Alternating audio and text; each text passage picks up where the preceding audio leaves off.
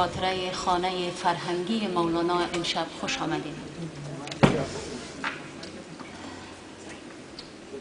شعر زیبایی دارم از کابل.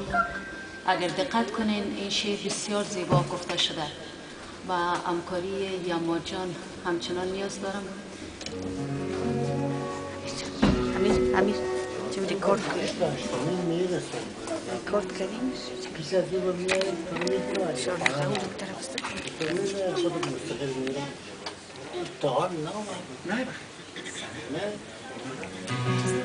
دوستان عزیز،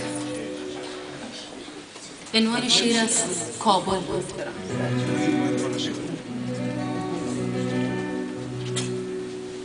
جاده ها کوچ کردند، راه کوچه و از کوچه ها را گل کردند، فرش علفزارها را برچیده اند، در دمنش کوه بجای درختان توت و ناژور طوق‌ها رسته است. طوق‌های سبز، سرخ، سفید و سیاه.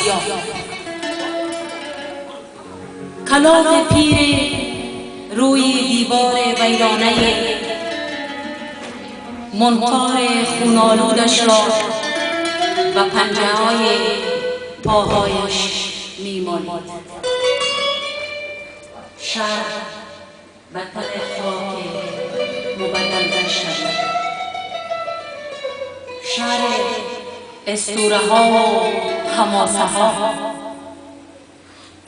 شهری که شهروندان نامدارش با چوب و چمان، بیل و کلنگ دشمن آزادی را به زازان درآوردند. شهری که سپهداران مومن و مسلمانش با نعره‌های تکبیر ارتش متجاوز را از خاک خویش راندند. شهری که مردمش هیچگاه از گرسنگی و برهنگی ننالید. اکنون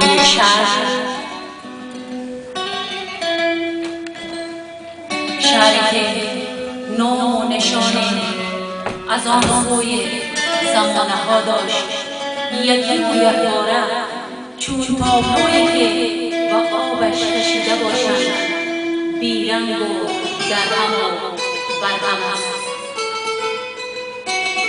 آیا من اسیر کابل شدم یا اینکه شهرمان را، خانه‌مان را آفت اژدها بریده است؟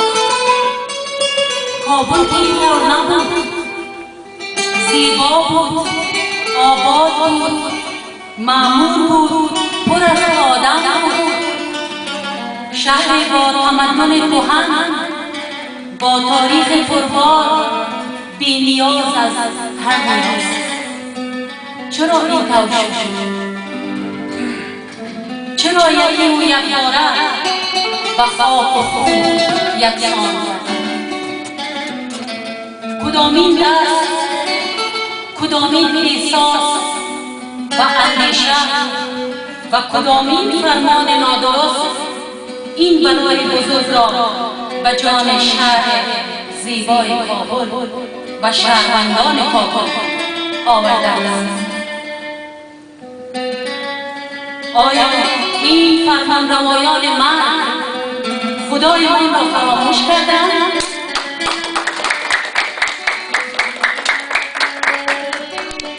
خدایی را که قارون را به کام آب برد، خداوند را که قوم نوح را غرق کرد.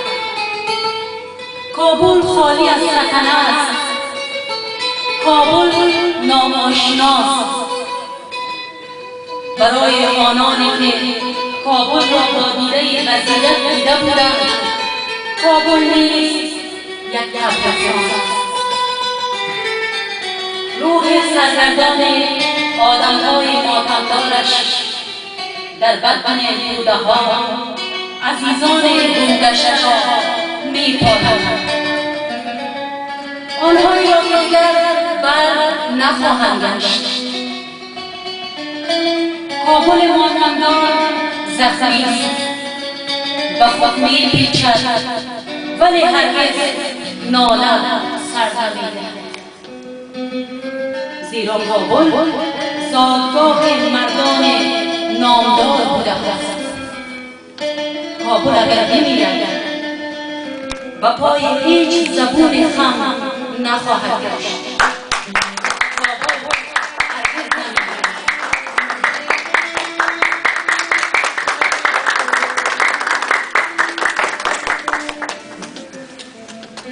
دوستان عزیز که ایشان تشریف آوردند، اگر شعر اشعار راجع به حضرت مولانا و یا مطلب داشته باشند، میکروفون در اختیارشان است، آزادانه می‌خوانند که بگویند.